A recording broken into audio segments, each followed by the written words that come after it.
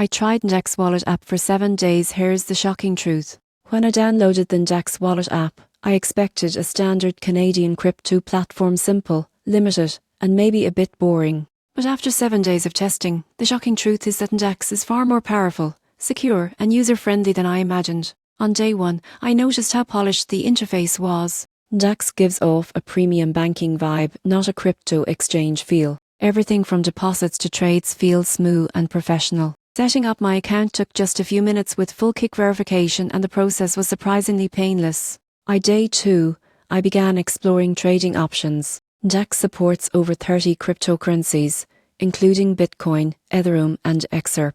What stood out was the fixed, low trading fee, just 0.2%. Most exchanges hide their fees and spreads, but NDAX is refreshingly transparent. On day 4, I tested deposits and withdrawals. The shocking part: funding your account through Interac e-transfer is instant and free. Withdrawals are fast too, usually processed within the same day. This made NDAX feel more like a traditional fintech app than a crypto platform. On day 6, I looked deeper into security.